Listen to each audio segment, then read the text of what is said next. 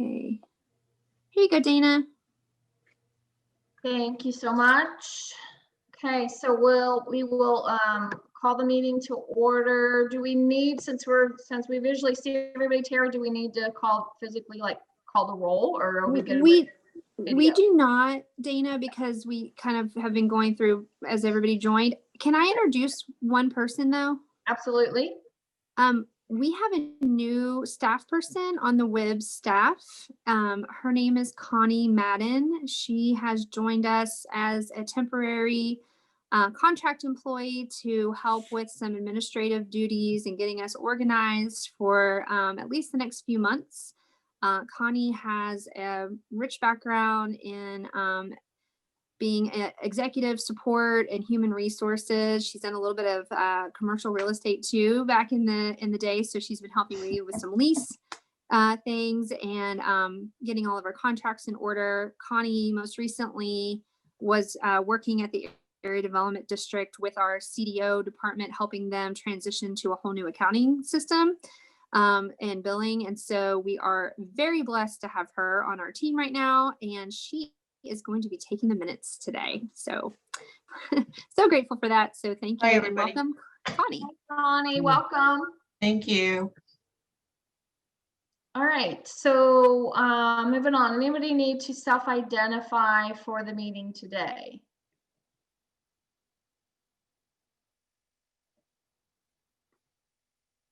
All right, very good. So we actually have two sets of minutes that we need approval on. One was the minutes from the June 24th meeting. So can I get a motion to approve? Were those attached in the packet? Tara, remind me. Okay. Yep. So they're these, so that if anybody needs their memory jogged, we talked about like dislocated worker grant. And that was Andy Aiello's last executive committee meeting, if everybody remembers that. So moved, Carissa. Thank you, Carissa. Can I get a second? Michelle. Michelle. Tyson or Sesteric? Tyson. Tyson. Thank you, Michelle. Any discussion or corrections that anyone noticed for the minutes? All right. All those in favor of approving the minutes, say aye.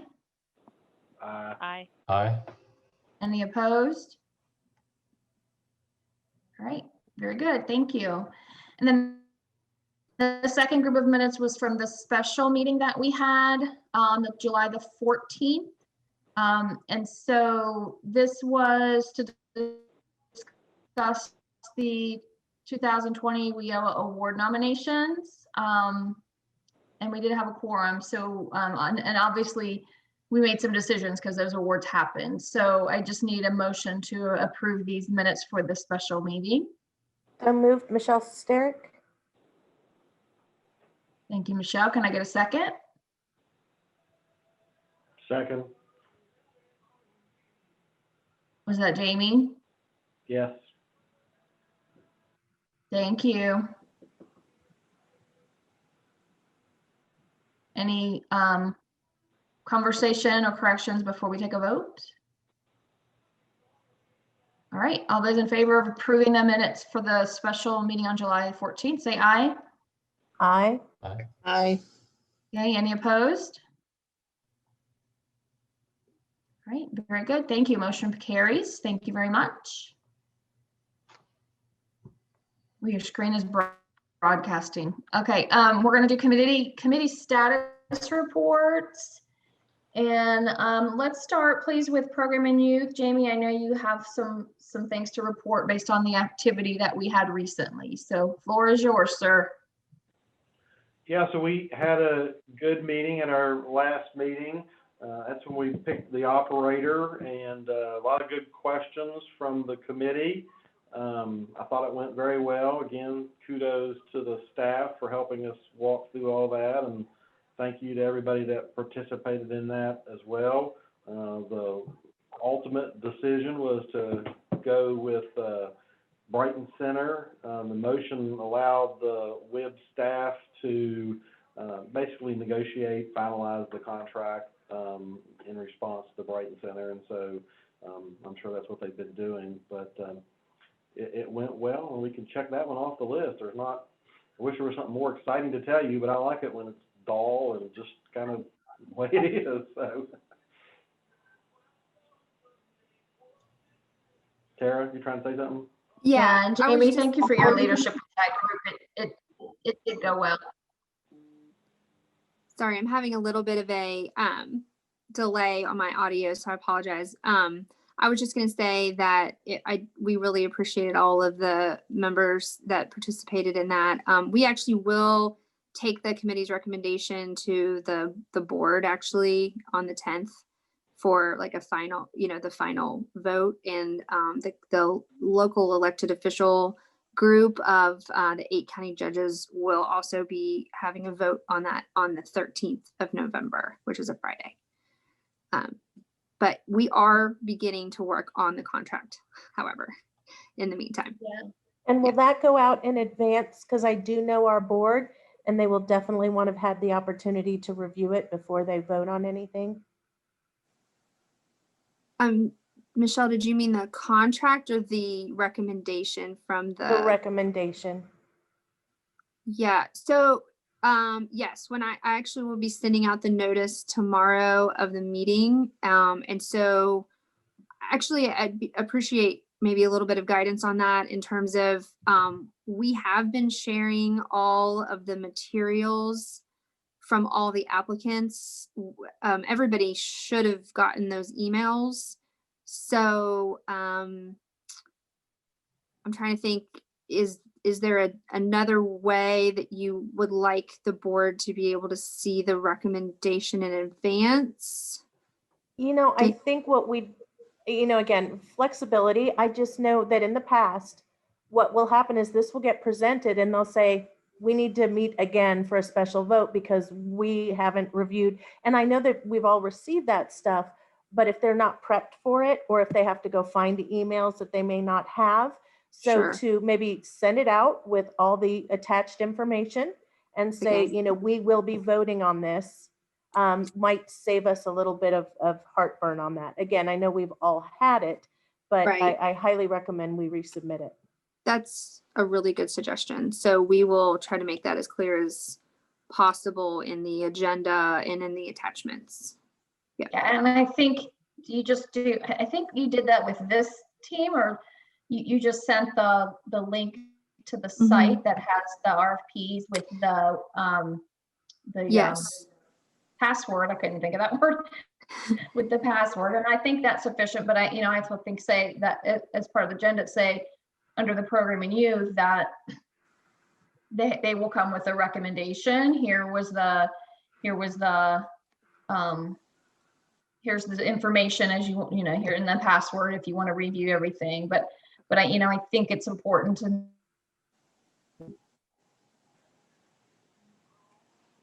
did its due diligence with this process. And it's also important to remind that I had that question before where youth members are the ones that vote. Mm-hmm. Is Dana freezing up, or So is we it did just not, a we money? did open it up. Dana's got some internet connection issues. Sorry, can you not hear me? You're just cutting in and About out a every little bit. third word. Bandwidth. Oh, Let's see. But hearing only every other third word, I agree with what Dana said, because, I was a little worried about, it made me start thinking about what Michelle said. We don't need to rehash this whole thing. No, I mean, we don't. the Agreed. committee has done their job. They've Yep. spent hours reviewing this information. We've had great dialogue at the committee meeting, and here's our recommendation. And so hopefully people won't ignore that and say, oh, we need to go back as a board and review all this. So hopefully that would not happen. And again, I Right. don't know, I'm not saying that it will, but I think those that have been closest to it know all that. We know all that, but you're going to have other people in the board meetings that have been like, man, that doesn't pertain to me.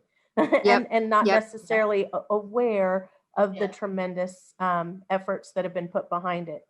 Yep. So again, just kind of Yeah. avoiding a pitfall. I don't think it would be anybody in particular, but I've just seen it Yeah. happen. No, that's really good advice, and we'll make sure to try to communicate that accordingly in the agenda. I wish we could include the attachments like in the packet. They are actually so large that they cannot be emailed. That's why we had the link. But I'll make sure to put the link in the agenda itself as well as in the emails so that it's hopefully extremely easy to find.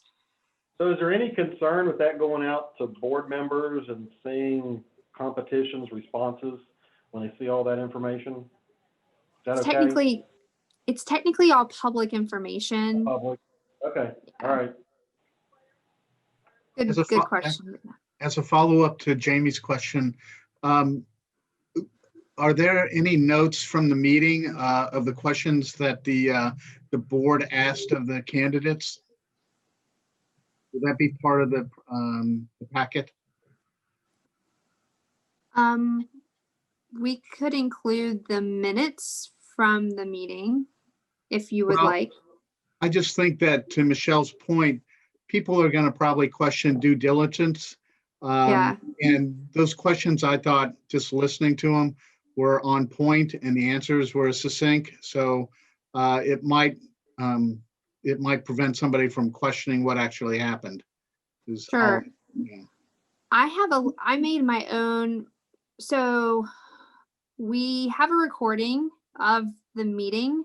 And so maybe actually the best course of action would be to make sure that everybody has the link if they would like to see the meeting itself. And then that way, rather than kind of any summary that might be, for whatever reason, incomplete because it's just notes, maybe we just send out the link to the actual recording if anybody's interested.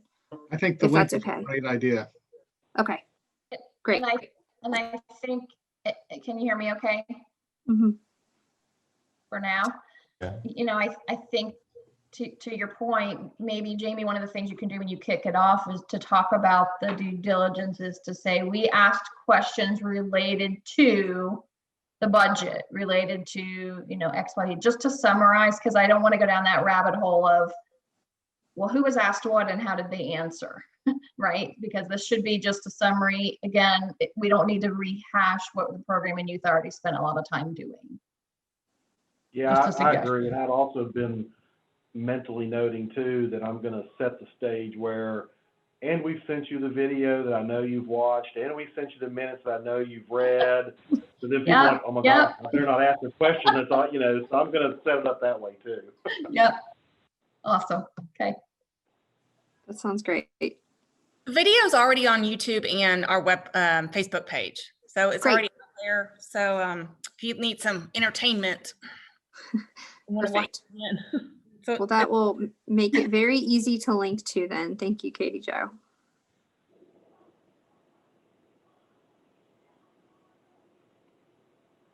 Okay. All right.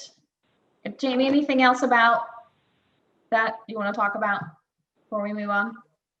Nope, that's it. Thank you. Okay, thank you. All right, I know John at NBO has some things to talk about, and we're going to get into a discussion about a couple of things, or one of them in particular. So I will turn it over to you, John. Okay, thank you, Dina. So the, scope of what we were going to talk about today has changed for the positive. Originally, we were alerted as we were looking ahead at some term expirations or final term expirations for key positions here on the leadership team, and trying to figure out how to be more strategic about that moving forward. So I want to talk about, before we get into that open discussion, I want to talk about two kind of key themes here. As many of you know, we have talked about a plan for Michelle Sesteric, who is currently in the vice chair role, to succeed Dana in her term as chair, beginning in the next fiscal year, whatever the term we're using for this here. So Dana is currently in her second term, if I'm not mistaken. We are by our bylaws eligible to serve in 3 two-year terms, so a total of 6 years. The other requirement is that a chair must have been a committee chair or head before being eligible to become a chair. So we'll kind of talk about how that structure makes it pretty hard to ever become a chair in a second. The issue, however, was that Michelle Sesteric is in her final term and therefore on paper was uneligible. So the good news is we figured out a clean and elegant way to solve this problem, which is to essentially have Michelle be renominated to the board. Just like, for example, when I changed jobs, I was renominated. So you still are used to seeing me, but I was essentially a new combination of, person and company. But in this case, we saw that there's really no reason why anyone cannot be renominated, without the need of having them to change where they're working. So this would allow Michelle to continue along in the plan that had been put along into place and not be in violation of any compliance according to our bylaws. So we just need to make sure that we bring that forward, do our kind of nuts and bolts for that, but that allows us to move forward as we plan for that. So really, it was a great solution by the MBO committee, and therefore there's not a whole lot to talk about that other than we're all in good shape with respect to that. We did, though, talk about... Sorry, Yeah. John, quick question. Is that a change, or is that something that we discovered just through looking at bylaws, or that's just something that it was a recognition of... creative way that we... Yeah, it was a creative solution by just being more open-minded about how to do this. Okay. So, but that led to another discussion, and the concern there is if we have not term limits, well, we have de facto term limits for a reason, and that is we do want a board that is dynamic, brings new energy, brings new voices, doesn't get too routine, and also doesn't concentrate power in a few that really ultimately doesn't bring forward the mission of the board if the leadership is kind of failing to do its job. So what we talked about then is how do we resolve the issue for kind of capping how much people can be on the board so that we allow for turnover and new blood, while at the same time recognizing that certain members of the board are in roles that are there because the law requires them to be there, or the bylaws require them to be there, and there's not good alternatives for them. So one example of that would be Ryan Henson from the Office of Vocational Rehab. There's not another, that organization's called out specifically in the bylaws, so therefore there's not another alternative to that. And in Ryan's case, there's not really another person that has his leadership position. So therefore having a different person than Ryan really doesn't fulfill the mission of the board either. So there's two concepts we want to present for your feedback.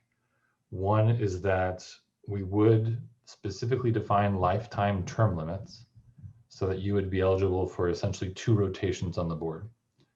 So that would be 6 total terms, so 3 consecutive, and then you could be renominated for an additional 3 consecutive, giving you a total of 12 years on the board. That allows us to maintain, strong, engaged members that we want to, have on the board, but also at the same time recognizing that 12 years in any organization, your time has been well suited, and it's time for others to step up and provide leadership that way. That would be a moving forward rule change. So we would treat that as a new requirement, not looking back for anyone who may have already been on the board more than 12 years total. The second one is language that I'll share from the committee report more specifically, but essentially I'll read it here for you. Indefinite renewals for members representing required institutions or institution types if no other qualifying organizations are available. So that is our sort of caveat for getting around the term limit for where we really don't have the ability to have an alternative for that. Well, John, do we need the second alternative if we put the first alternative in place? Yes. So if we are putting a clear term limit in place, because yes, we do have what seems like a term limit on paper, there is nothing that prevents us from renominating someone and essentially Right, starting that right, clock right. over, which is what we're going to do with you, Michelle. So to prevent that from going on, for 50 years, we do want to have very specific language that says there's a lifetime maximum cap to that. The second one is important because there are roles that there's just no alternative. So even beyond 12 years is your point. Right. I mean, if Ryan Henson were to stay in his job for 25 years, and that's the person that's available from OVR, then Ryan would be eligible to be a board member for that entirety of that time. Mhm. And I realize it seems like a conflict of interest, but I think like 12 years is just, it's too long. Well, the idea here is, honestly, if we have strong board members, your terms are 2 year. So at the end of the term 2 year, you have the option to extend. And that is the open question that is up for discussion here, is exactly whose option is that? Is that the member's option or prerogative, or is that the board's prerogative? I see. So in that case, Michelle, you may only want to do this for 2 more years and serve in the capacity of chair. Yeah. And then you're ready to move on to different things. So it's not a minimum 12, it's you're always sort of at a 2-year cycle, but there's really no clarity in the language as to whose option is that. So personally, well, I'm going to wait for feedback. I want to anchor the discussion in what John Baines thinks here. So just a quick question about the going forward plan. When do you anticipate that? So maybe that starts the next fiscal year? July 1? I mean, at a minimum, it's going to take us some time to I don't know if there's if we need multiple cycles for presenting new bylaws, Tara, and therefore there's a review period before we can vote on it. So it will take a few meetings at minimum to have these rule changes go into effect. And it makes sense that it coincides with the fiscal year versus a calendar year. So I mean, it's cleaner for sure that way. Yeah. And Yeah. There was a bit of concern raised about, well, if Michelle is coming as the chair, but her term's expired and she gets renominated, there's some timing issues. Frankly, I don't see a big issue with, she's chair-elect and now she's renominated, so she's still an active member. And your cycle date actually starts with when you as a member become. So the fiscal is kind of irrelevant to the expiration of an individual member, unless we're looking to make that change as well. No, so it should be irrelevant. For whatever reason, we've gotten into the habit of members' terms starting aligned with the fiscal year. Yeah. But the group decided that it really doesn't matter, that there's no point in that. So, and in fact, it's better for us if people are not all on the same hard deadline. So we will make that when they're brought forward as a nomination, that board meeting date is their start of term. Makes sense. You're on mute, Tara. I think that just started when the whole board was reconstituted under WIOA, that there was just a beginning point for the board at that moment. And so everyone just sort of naturally started on the fiscal year. And so we still have a lot of people that their terms are still, that way. And so it probably will just take some time to, now that we're not going to be trying to fill them in that time period, eventually it will be a little bit more staggered. I think that will be very good in the long run because it will hopefully limit the, sort of a mass exodus, if you will, of like a lot of people terming out at the same time, which I think would be a positive. Oh, now you're muted, Michelle. If we're doing it on the fiscal year, then you will have a group that mass exits if we've had a large group of people that have come in on a particular fiscal year Well, versus their anniversary date. And again, I'm just playing devil's advocate on that.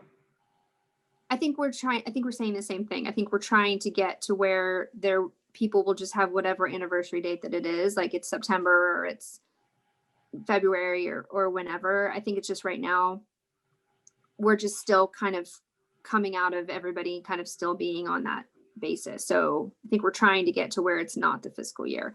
But in terms of officers, I think what has been happening, it seems like from a precedent standpoint, is that new officers take office sort of based on the beginning of the fiscal year.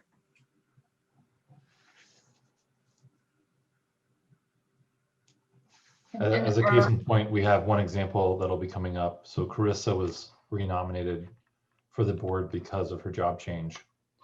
So her clock starts anew because it's a new nomination essentially. And that will be effective whatever the date of the next full WIB meeting is. November 10th. So are we proposing this schedule, if you will, once we cycle through, because to Tara's point, many folks who are particularly officers, we've done it based on fiscal year. Is there a proposal that doesn't happen on the fiscal year anymore, along with WIB members, or are we still treating officers differently from a service perspective? Yeah, the change in how we just designate terms, and again, it's just been habit, not really a rule, that it really is only applicable to board members. We do not recommend any changes to how we nominate and vote for officers. That should still continue to be a biannual fiscal year timing for that. Okay, thank you for clarifying. So John, have you thought about if we've been having board members start their tenure at the beginning of the fiscal year, aren't we at some point going to have a whole bunch drop off whenever their tenure ends in 2 years? Have you thought about how you're going to make that transition, or is you perpetually going to be stuck in that group dropping off and add a bunch back and that kind of stuff? That's a great question, Jamie. It's luckily not as bad as it could have been.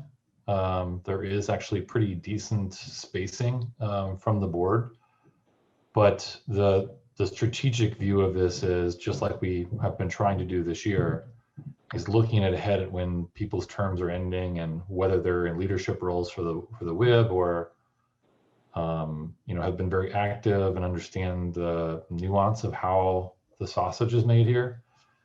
So what we have the option to do there is we can sort of recommend someone stepping out before their term officially expires to be able to bring people in to fill that.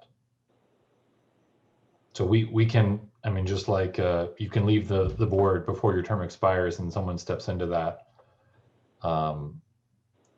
we can set that up that way to sort of fix any issues that we really have. But quite frankly, we didn't see anything that raised like, June in 3 years is going to be a huge problem. There really wasn't that case. Okay. So honestly, that's kind of where we thought we were going to be right now, with Michelle terming out and Dana's term as chair expiring. Michelle Tyson's is terming out as well. So we just all of a sudden thought we were going to have a really big gap and challenge. But with our solution to renominate Michelle Sesteric, it really only leaves needing to replace one officer on the executive committee, which that's okay. I mean, that's a pretty, that's a small problem to solve. And in fact, probably healthy that we have a new officer joining the executive committee every 2 years so that we have more board members getting exposure into what the role of the executive committee is.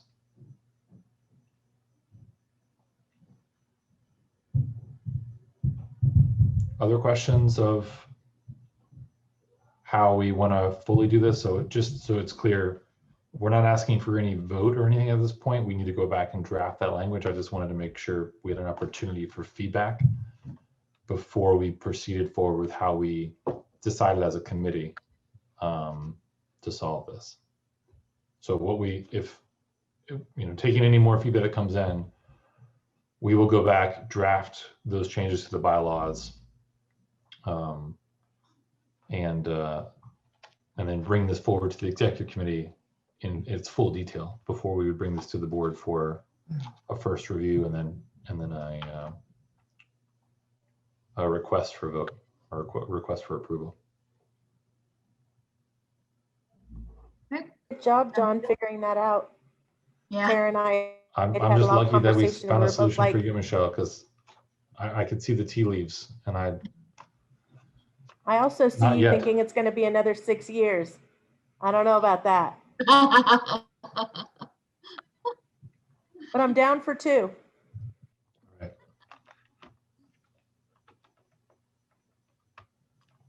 Okay, Thanks, John, and for then other than being that, just we're in great shape in terms of our compliance with membership percentages, all of that.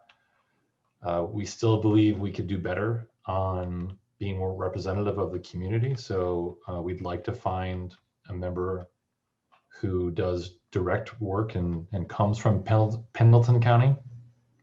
We're a little weak there. We have some industry, we're underweight in some industry representation. And, I think we can always do a better job of being more representative of our community in terms of diversity. But I think we're making good progress there. We're very aware of it. And, we're not in crisis mode at all. So we'll continue to really have that be our focus and make sure we're being more than just compliant.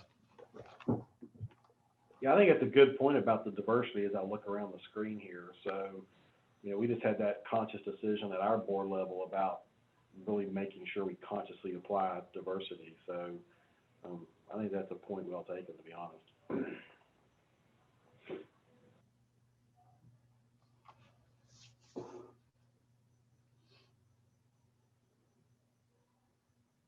All right. John, anything That's it else? from my side. Awesome. Thank you. And thank you for your work on that. That just the intricacies of membership is a delicate dance, I think. So thank you for managing that for sure.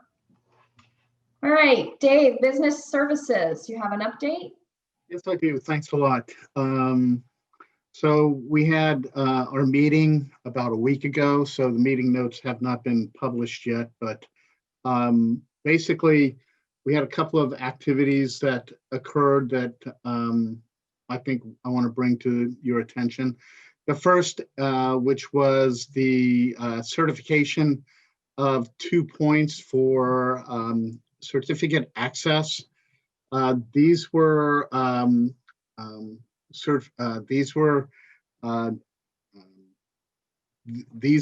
not nominations, but points that needed to have board approval or BSC approval based on the approval from the resources. So as far as certification access points, we approved and received the approval for the Covington Airport access point, CVG access point at the Career Center, and then also the Kenton County Library. And I apologize, maybe Terry, you can go through that a little bit better than I did, but this was a process that had been going on for a couple of months, required some approval from the state and survey and an analysis. And we received that approval and the board accepted those 2 nominations and made the approval. Yeah, thank you, Dave. Yeah, I'm happy to I think you more or less covered it. So the law requires and the state kind of adds some additional requirements for us to make sure that every career center access point is certified. And what that certification looks like really depends on, what level of access it is. So comprehensive center in Covington, as you might imagine, there are a lot of requirements about what certification looks like because there's a lot of partners involved. It's kind of the flagship for our entire region. An affiliate site, which is what Florence and the Williamstown locations are. They have partners, but fewer partners. They still require a few things like confirming ADA, disability access, and some other things, but it's not quite as stringent. And then the third level is the access point. And this is actually kind of a cool thing because you could have an access point like our Carrollton office or the CVG office where it's it's a career center and it has WIOA staff. Or you can have an access point like one of the new ones, which Dave mentioned, which is the Erlanger branch of the Kenton County Public Library, where we're not actually going to have full-time WIOA staff there, but WIOA staff will have, some standing office hours. And then they have, specifically in Erlanger, so many resources for job seekers in that particular location. That's where the accountability group meets. There's a lot of brochures, there's access to computers and so on. So, if you think about the current economy and there's been a lot of people laid off, maybe somebody has not the best feelings about going to, the career center. But hey, a lot of people like to go to the library. And so it's kind of this more natural place for somebody to go and they're getting help with their job search. And so, we took that and the CVG access point certification, which are just required, from time to time, and to the BSC this time, and it'll go to the board for your final approval on the 10th. In November, we have, and each of those actually has a board member involved as well. So a new board member, Brian Bozeman, went to the Erlanger branch of the library, and actually thank you, Michelle Tyson, for going to the airport location and being a part of going through the checklist, making sure that everything's in place. So I appreciated the Business Services Committee reviewing those and making a motion to take those recommendations to the board. And then in November, we'll actually be working with Pendleton County's Public Library and Owen County's Public Library to develop official access points in their locations as well, which I think will be a great opportunity, especially in those rural areas where, again, we have WIOA staff going there from time to time, that it'll be a more official place for them to be able to have occasional office hours. Okay, thanks a lot, Tara. Appreciate that. The other activities that occurred in the meeting, the employer resource guide was published. The web link was made public to the BSC members. We'll talk about it in the full WIB meeting coming up, but that's a tremendous guide. It's going to be an online resource. It's going to be a living document thanks to the support of Katie Jo and all the other members. So we're really jazzed about that. A couple of the employers are starting to utilize that guide, and it's being heavily put forward by Grow in the Chamber. So we're really excited about having that done. Corey's group did a really good job of putting that together. And then finally, we had a guest speaker from Cincinnati Compass, which is a support group that focuses on workforce members that are new immigrants or refugees or international clients.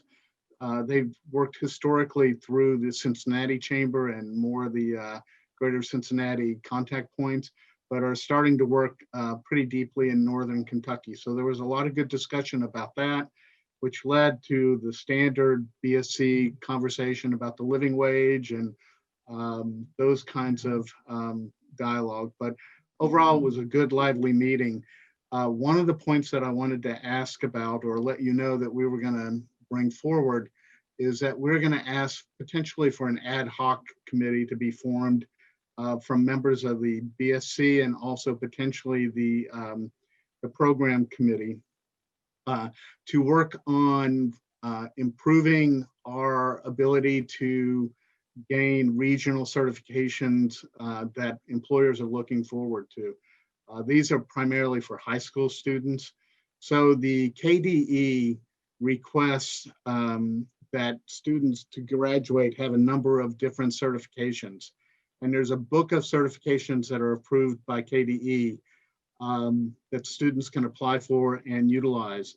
Some of them are standard general certifications that we're all familiar with, like soft skills, and some of the more popular certifications that maybe a group like St. E or an advanced manufacturing group might utilize.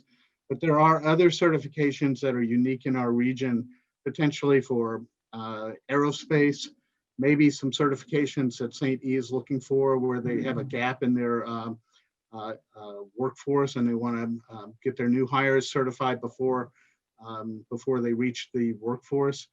So there's a process to do this through KDE, but it is a very long and arduous process. Frankly speaking, the WIB has to bring it forward.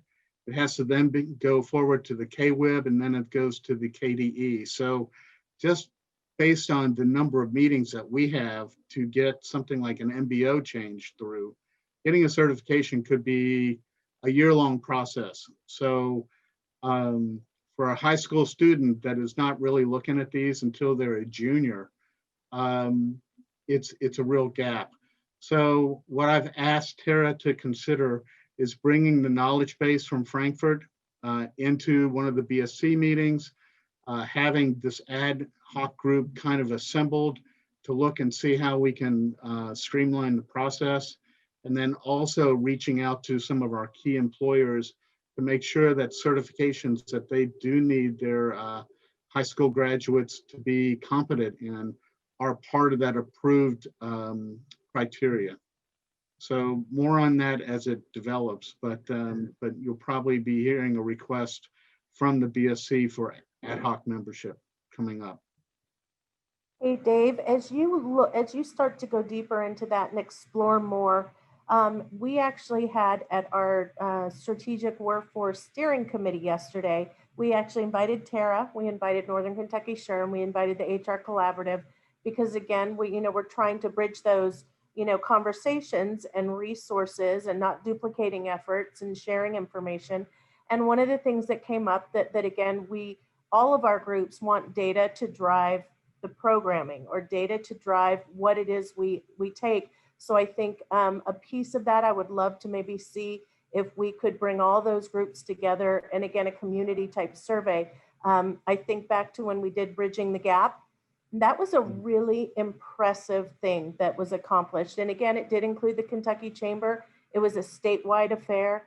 It included Kentucky SHRM as well as the local HR associations and the chamber.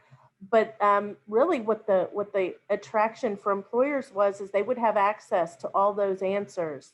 So I think certification would be a piece of it. And certainly there's some other areas we'd want to cover as well. So I know the word survey is dirty, but I think when we're talking about, creating these programs, we might be able to kill a few birds with one stone.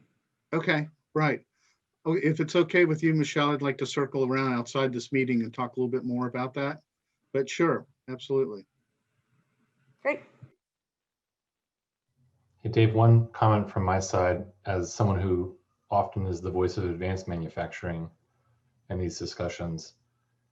The goal of having certifications that help align business and education, there's always been a real challenge as to what are relevant certifications. And sometimes the answer is, unfortunately, there aren't any.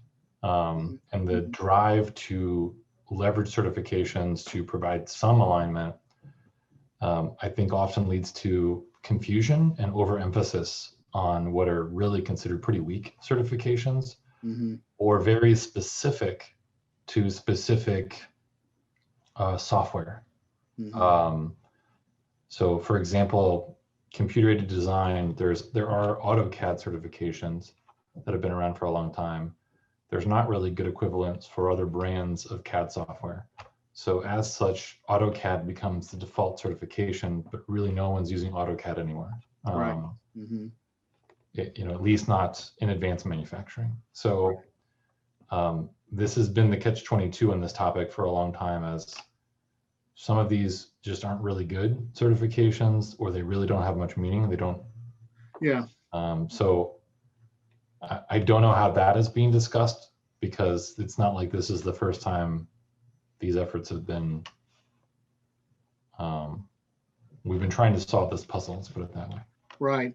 I think the point that sparked my interest, and you're absolutely right, and John, what you said, you know, when I've listened to previous certification efforts, the certification I thought was weak to the industry, frankly speaking.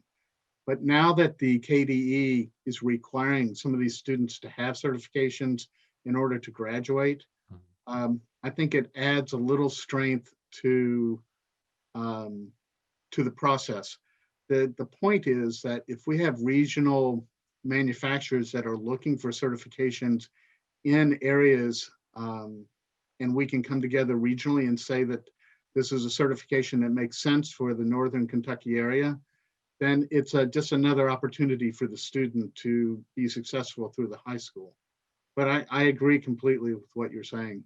And I don't want to put ourselves in a situation where we're muddying the water. So back to Michelle's request to make sure that we're speaking with one voice, and we're working with the educational council and working with the key employers. I just think that this is a good opportunity to at least define the process that we have to use.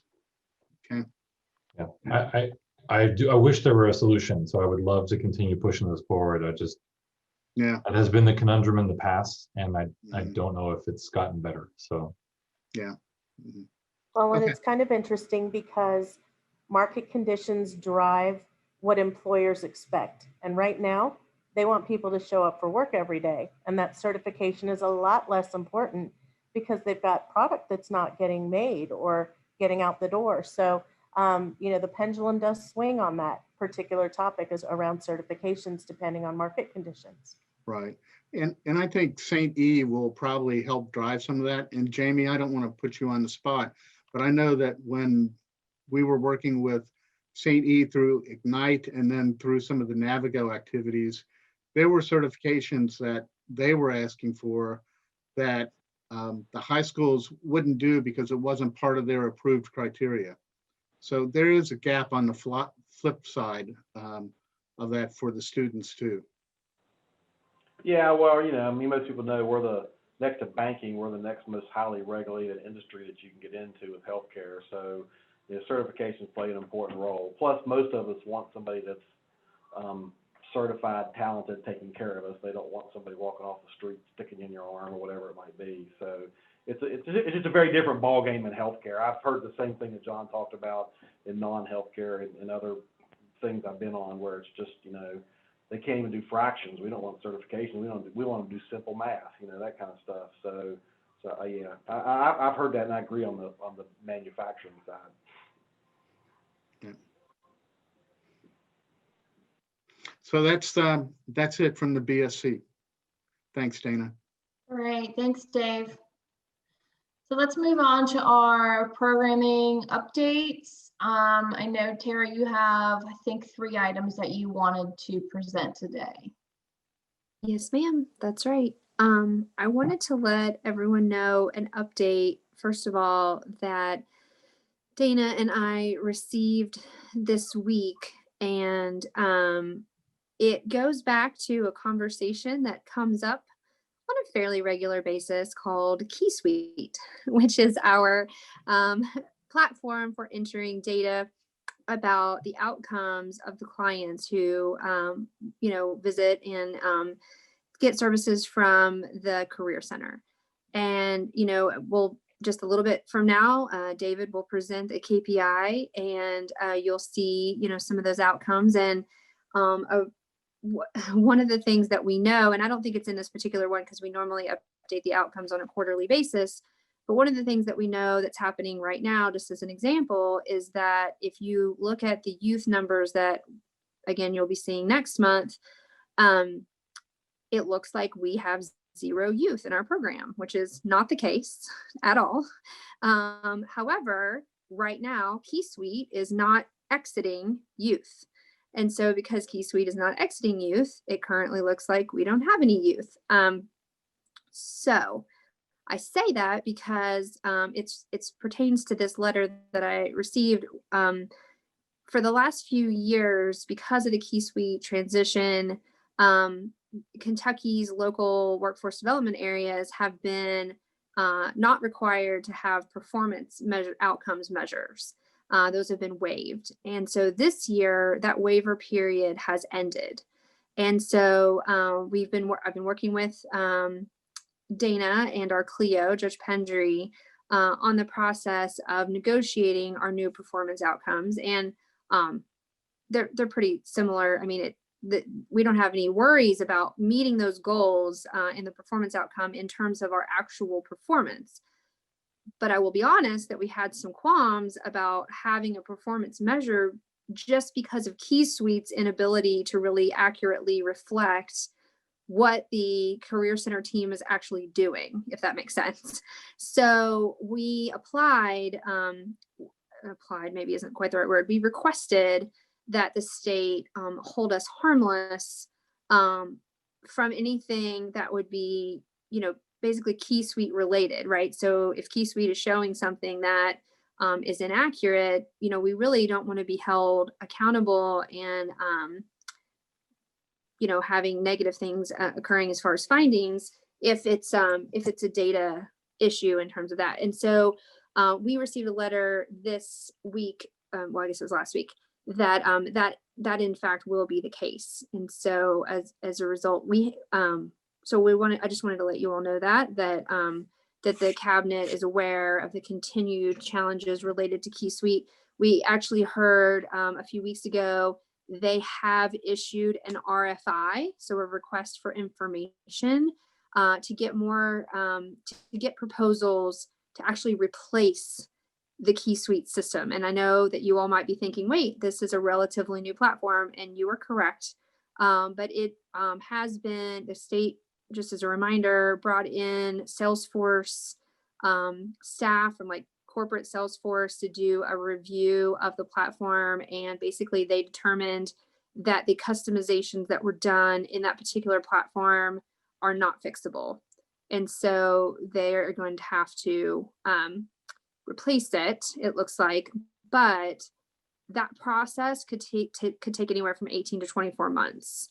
So in the meantime, we'll be continuing to work with Key Suite. And so I was very pleased to see that while obviously we want to be held accountable and have very high outcomes, we really don't want to be held accountable for something that the data just randomly doesn't work, which unfortunately is often the case with Key Suite, because it seems like errors just sort of pop up out of nowhere often. So Dana, did you want to add anything? You received that letter too. Yeah, no, just I think you said it well, and I just want to reiterate, this is, I mean, we are a high value workforce investment board, and as such, we hold ourselves accountable to performance. Which I think everybody on this call is familiar with that. So we're going to continue to do that. The only thing this is doing for us is we've basically said we don't trust the quality of data through Key Suite, and we don't want to be held responsible for those performance outcomes when we know that they're not correct. So, and the state basically responded and said, we hear you, and we will not hold you accountable. But we are still maintaining our own very high performance standards. So I just wanted to make sure that was clear. Thank you so much, Dana. Absolutely. The other thing that I wanted to mention was that, and I meant to send the message out to the full board today, but I didn't have a chance, so we can talk about it here, and then hopefully the note will go out tonight, maybe. But we have been working, and when I say we, myself, Connie Schnell, who's a board member, but also the regional manager for the Career Development Office, and Corey Eimer, who's our operator through Brighton Center, our subcontractor, have been working really closely with all of the KCC partners, as well as other WIB directors and the labor cabinet, because CDO, Career Development Office, is now part of the Labor Cabinet, while other partners like OVR, Office of Vocational Rehabilitation, that we were talking about earlier with Ryan Henson, they're still in the Education and Workforce Cabinet. So we're kind of expanding our reach across state government to work with everyone. We have been allowing in-person appointments at the CBG Career Center, at the Williamstown office, and at the Carrollton office a little bit more recently for weeks and months now. But we have not been able to offer those appointments in Covington and Florence because of the need to further align and coordinate with our state partners. So I was very pleased last week, Friday, actually, we had a call with Labor Secretary, Secretary Roberts, and his executive team. Lisa Cooper was on that call as well, and allowed them to understand everything that the leadership partners in our local career center have been doing really since May to try to think about offering some in-person appointments. And so we will actually start offering limited appointments on Monday. There has been a lot of thought put into this. There will be masks required, temperatures will be taken. If someone shows up in the parking lot, they will actually be, we're calling it being triaged. So Jamie, taking some healthcare terminology, they will actually be just, met in the parking lot in a tent by staff members. If they don't have an appointment, the staff will get them an appointment via walkie-talkie. So they only come inside when they have an appointment and a mask and they've been determined to not have a fever. There's plexiglass everywhere, it feels like, and all meetings with Brighton Center staff or Job Corps or Goodwill, which are the three partners that will be providing appointments. All of those will be taking place actually in conference rooms. So you'll have like a one-on-one ratio, but in a much larger area than a normal office. So people can really distance. And then the resource room computers where people can, work on their resume, job search, those have been marked off for spacing with both plexiglass and also taking out chairs for computers. And schedule has been set. So there's time for a wipe down cleaning between every single person joining, coming in. So very well aware of the increasing number of cases in Kenton County and Boone County. Definitely will continue to monitor that. And if we need to close down those appointments again, we will. But we are also very cognizant of all of you employers that are really struggling to get enough people to, to be hired. And so we really are trying to market this for individuals who cannot really take advantage of our virtual services because maybe they don't have a computer at home, or maybe they don't have consistent access to Wi-Fi or something like that. I mean, it's really hard to apply for a job, on a phone. So really trying to make sure that this is kind of sold as, look, if you can't get to the library, you need a computer, you need that one-on-one access for some reason, then, this is a limited opportunity for those individuals. There will be no unemployment insurance discussions that take place other than giving people a flyer that says this is the number that you call. So anyway, that's the conversation. So I'm hopeful people will get the message within the first week or so that definitely no UI is happening, and we'll be able to move forward. But if anybody has any questions, please let me know.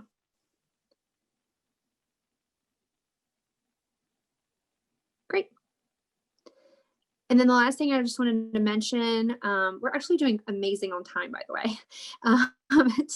But in terms of the last note, Dana and I have talked a little bit about strategic planning. It's time to update our plan.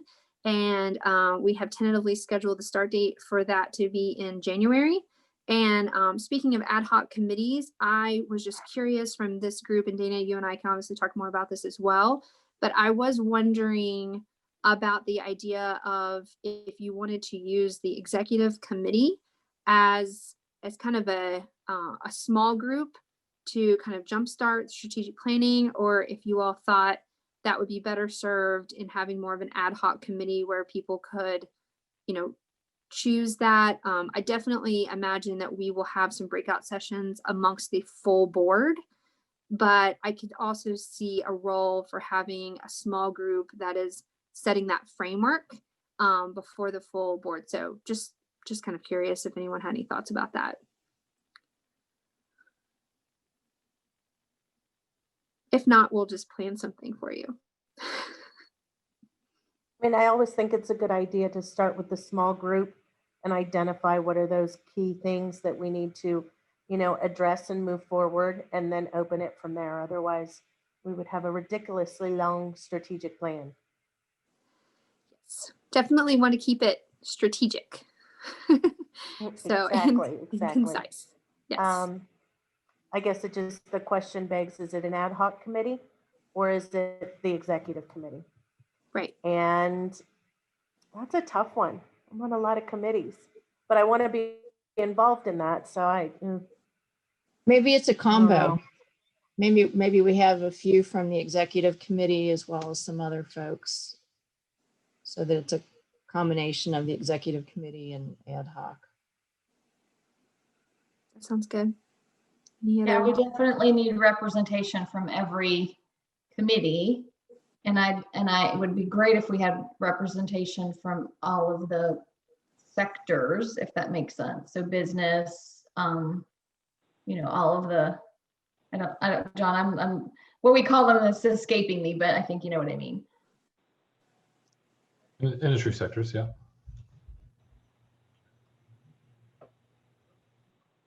Okay. Well, maybe then it's in advance of the December meeting, I can put together a plan, Dana, and you and I can talk about how we could make sure that we get that full representation, but make sure that the executive committee has an opportunity to be, fully engaged, but maybe broaden the group just a bit. So we make sure that we're hitting some of those other, hitting like all of our target categories as well. Okay. Great.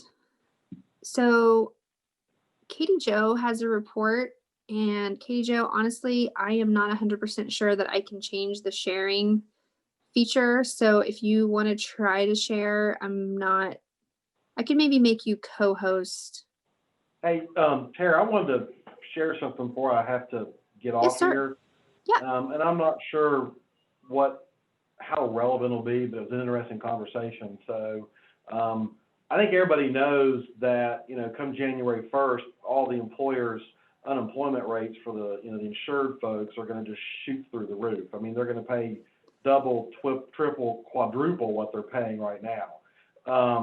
We got wind of this months ago, so we engaged our law firm and they worked with the state and got some stuff. And, our hospitals are self-insured, so that's not going to impact us because we're self-insured.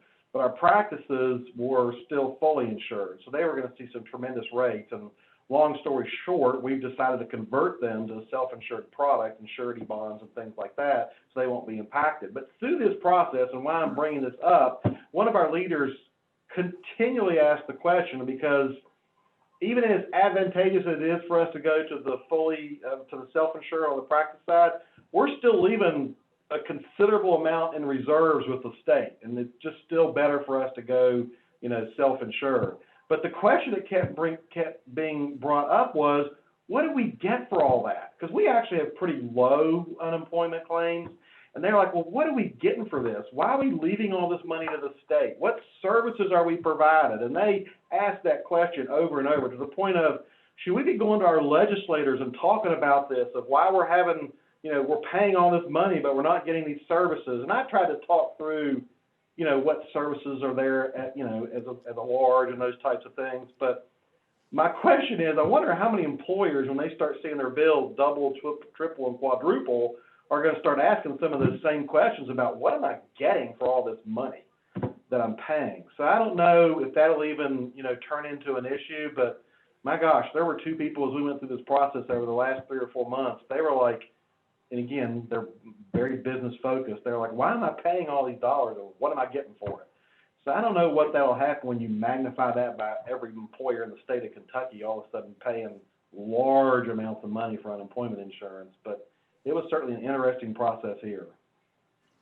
Just a comment. I don't know if that was really a response to that, but I will say, and I don't know the answer necessarily, Jamie, other than right now, what are they getting is, people that have been laid off still in like a 3-month delay for getting their claims adjudicated.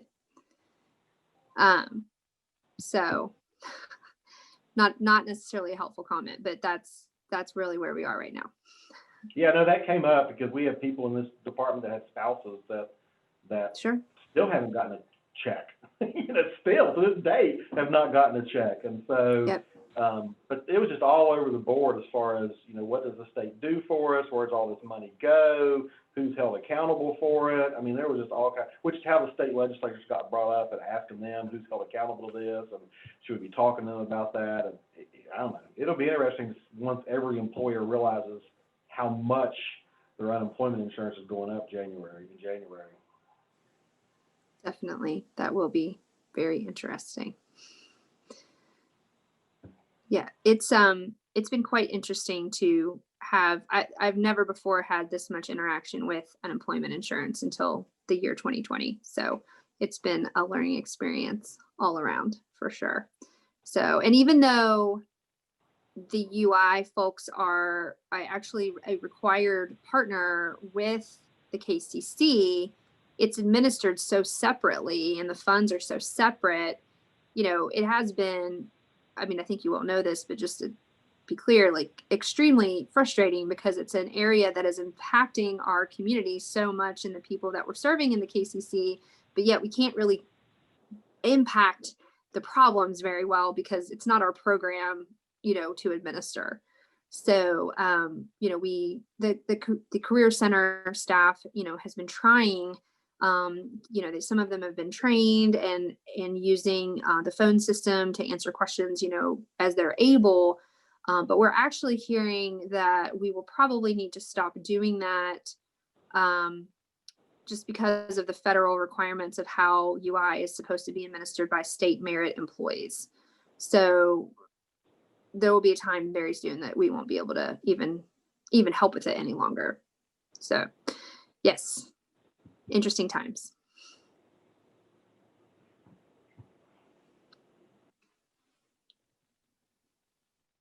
Let's see. Okay.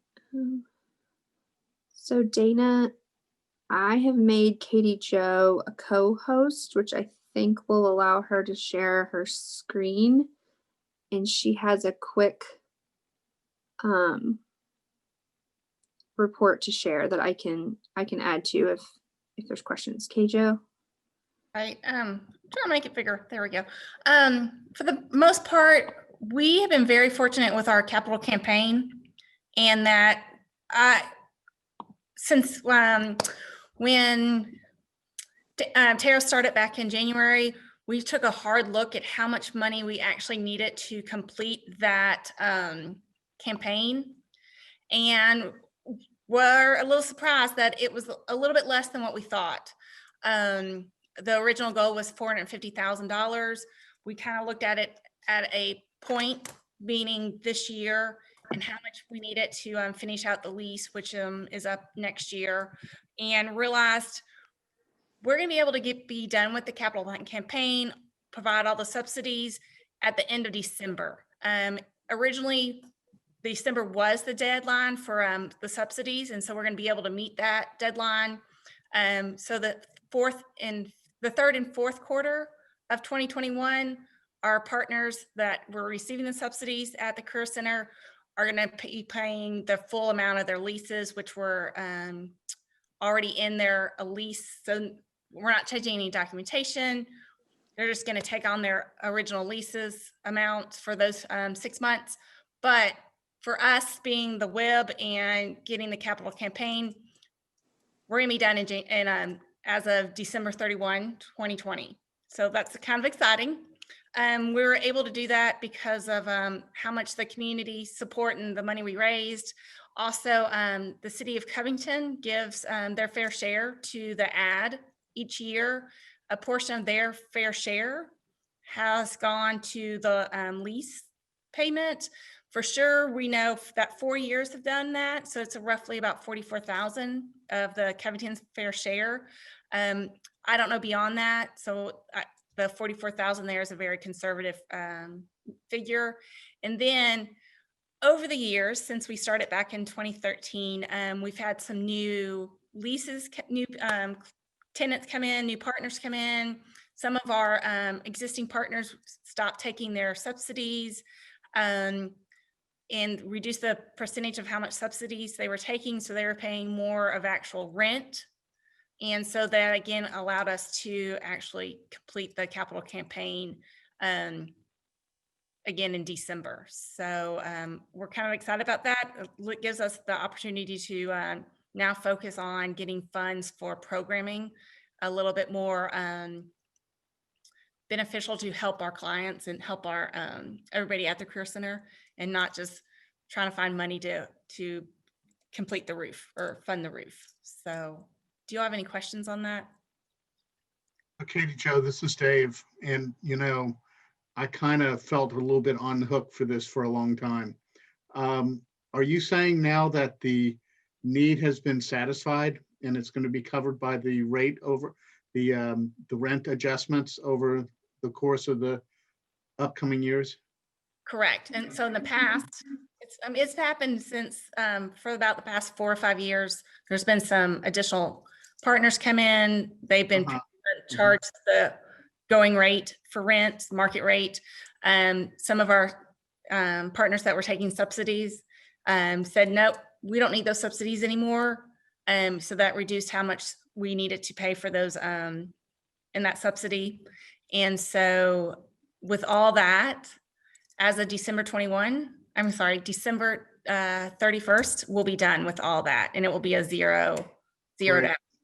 Good. So my line of credit will be good again. Thanks a lot. Appreciate it. Yeah, it will. It's a huge weight lifted, and Yeah, we're able great to job. look for other funding, look for things for, let's just face it, much funner. That's horrible English, but programs that are really beneficial and really like has some meat. Someone spoke of spanning the gap before. It's finding funds for those types of programs that really have an impact. I know Value added. Yeah. So we're excited about that. And talking about impact, the state, we applied through the state for the National Dislocated Worker Grant back at the end of, in May, and we received that. So almost $800,000 was rewarded for that, which that grant, which includes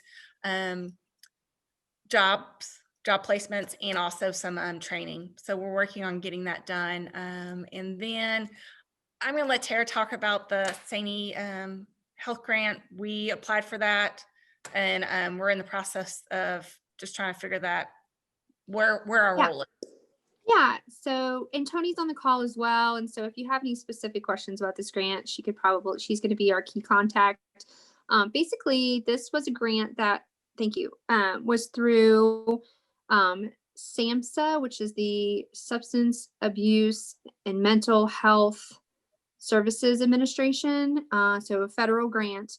It's for 5 years. St. Elizabeth, and I'm sorry Jamie's left because I was excited to let him know that St. Elizabeth was the primary applicant as a provider of substance abuse disorder recovery services.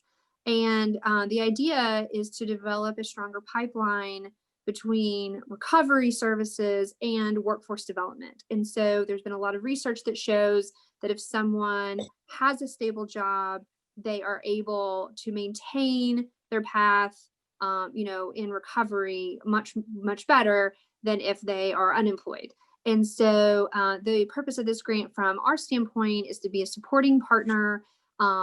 Tony's role will be helping be that guide between all the various workforce partners and making sure that those kind of like a no wrong door policy, basically. So wherever a person is, if they're in recovery, maybe they're in a detention center, wherever they are, maybe they're at Life Learning Center, maybe they're at St. Elizabeth, but no matter where, that they are able to be connected and eventually connected to not only the employment services, but sustainable employment. So it is very new. We actually don't even have our MOU yet, So we'll have a full budget for you next time you meet.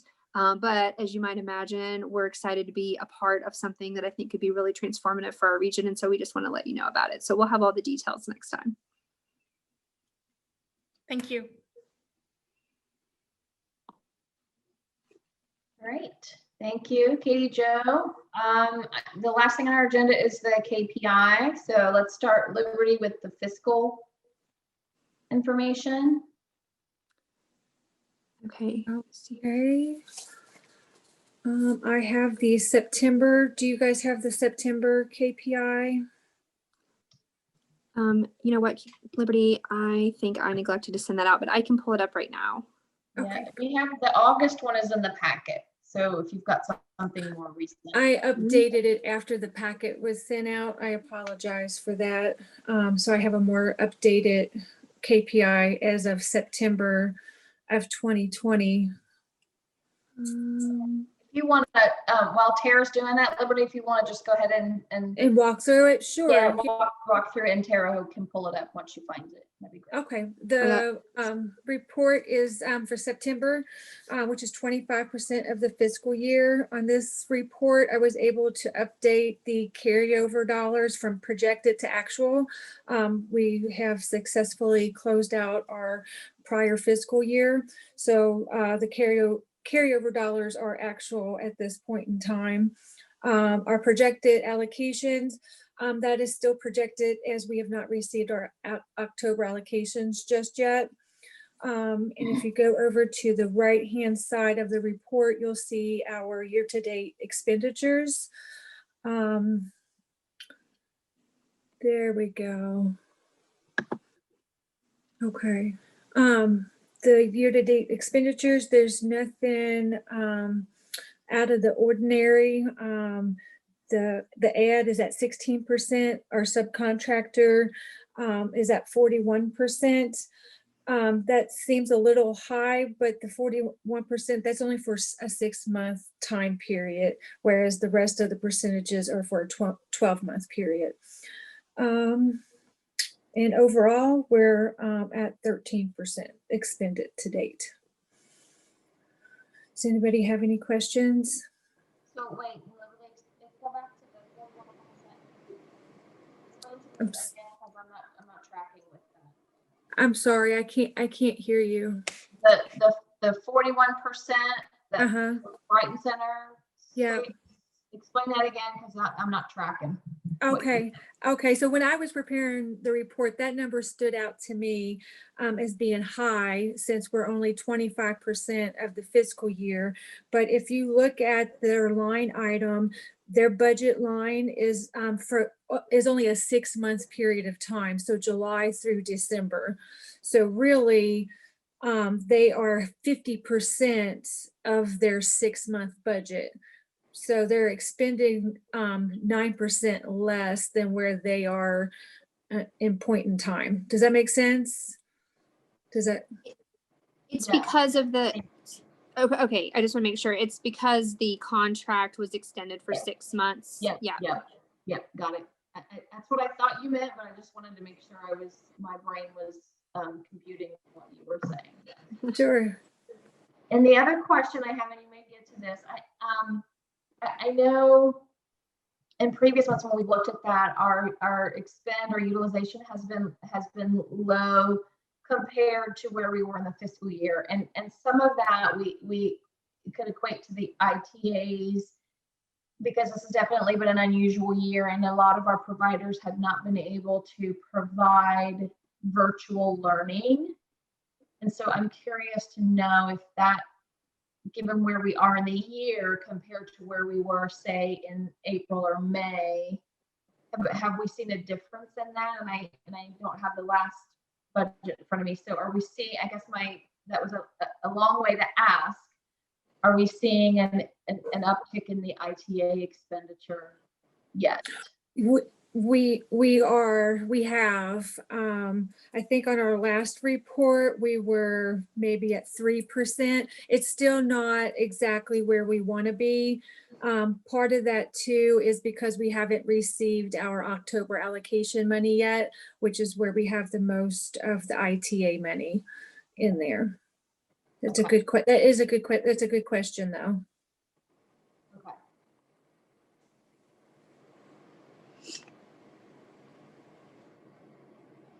I think it kind of speaks to Michelle's comment earlier as well, because there are a lot of job openings at the moment. And so, you know, in terms of availability of opportunities, there are quite a few things that if somebody, you know, wants something that they likely are going to be able to find, you know, something. Now, wages is another conversation, but in terms of just, there's just so many job openings at the moment. And I think that might be playing into a little bit of a lower utilization of the training dollars as well. Yeah. Okay. All right.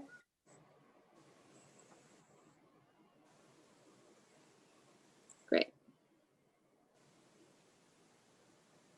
Okay. Thanks, Liberty. Welcome. David, you want to talk about the what are we calling the performance KPIs? Yep. Program KPIs, I guess. So the September KPI is the one that's in the packet, and this was brought up at business service, and people have been on the board for a while know this, that basically every other month we can't put the current LMI data on the KPI because the KY stat schedule is off. Like we had our business service meeting on a Wednesday, KPI released the data the very next day. But just so when you look at the KPI that's in the packet, it has August's unemployment rates and labor force participation rates. Everything else is current on that one. And I have a slide I'll pull up real quick. Well, actually, I'll pull it up right now since we're on that. That shows the current labor market. Oh, shoot, what do I do? There we go. Okay. All right. Does everybody see? Oops. There we go. Does everybody see that? Yep.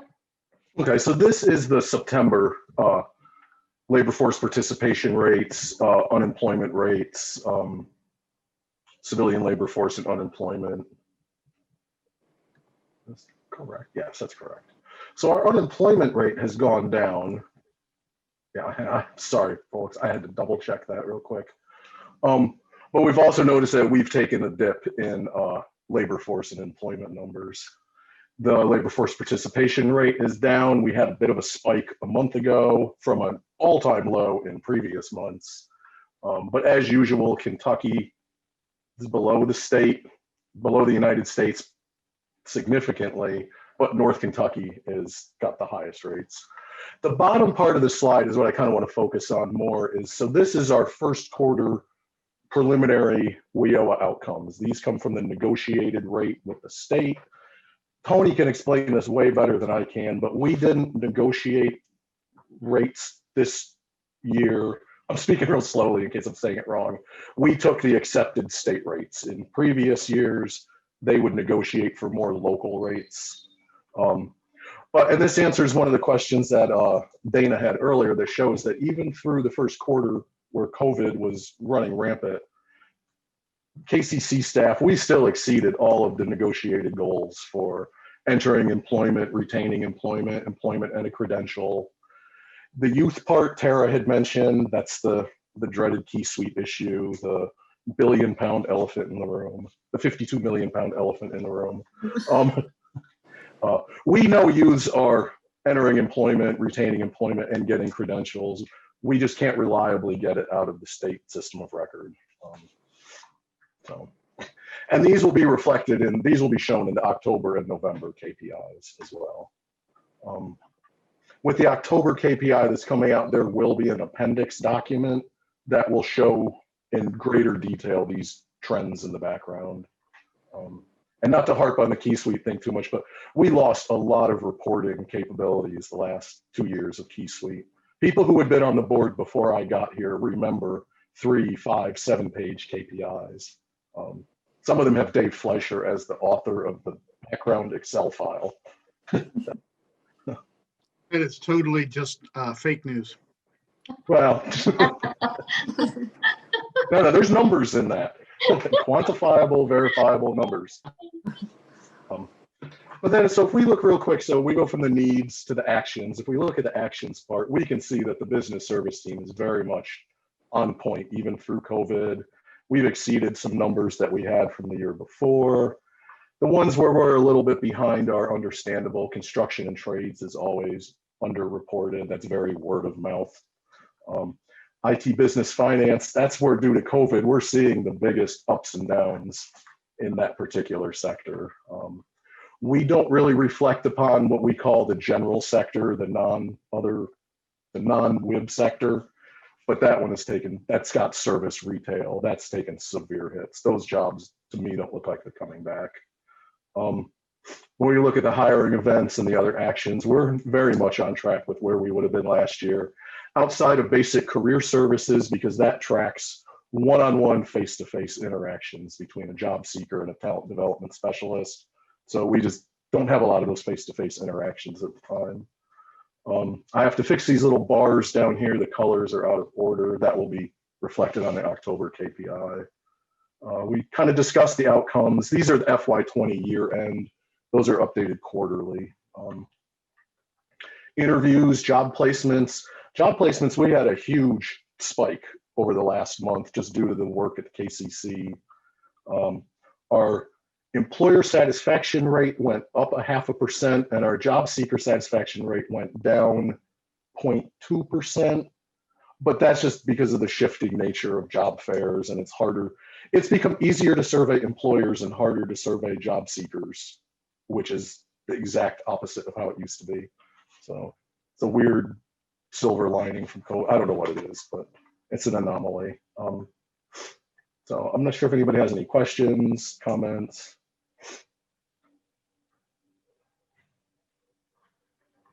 I will say that the state has assured us that getting Key Suite, well, one section of Key Suite fixed and allowing those youth to exit is a priority. Although we have been hearing that for 6-9 months, I guess, maybe longer. Right. And we harp on the Key Suite thing a lot, but it has become an issue for the whole state, not just North Kentucky. I started in October of 17. They released Key Suite in October of 18. And now we're in October of 20, still hammering out basic level issues. But, okay, that's my little soapbox. Thank you so much, David. All right. Real quickly on the report, it's a little confusing, some of the single asterisks, double asterisks, and how that's how the legend is tying back to there. Yeah, you've got the double asterisks kind of used for 2 different locations, and there's not a explanation of the single asterisk. So just be careful about what your call outs and. Oof, I will fix that, John. So the single asterisk got pushed off the bottom of the page, and all that shows is that's last year's point in time. I mean, I've seen this enough. I know what it means, but Sure. it's always the challenge for someone who's just looking at this for the first time. It's a lot to absorb. It's becoming a document of footnotes. It's like a Pratchett novel with footnotes on footnotes and footnotes. I think I think everyone's gonna be pleased with the kind of back page appendix that David is working on to be able to really reflect. We didn't want to change what the measurement was for those basic career services, but there's so much work happening via Facebook Live, via Zoom-based virtual hiring events and drive-through hiring events and different things. And so really looking forward to getting that finished so that everybody can see more of a breakout of the kinds of activities that are occurring. So looking forward to sharing that with you all next time we gather together. Right. So we're a minute over, so apologize. Thank you everyone for the great work. And we will adjourn. All right. Thank you so much. Have a great See evening. everybody on November 10th. November See 10th. you guys. Everybody Thank vote. you. Yeah. Yeah.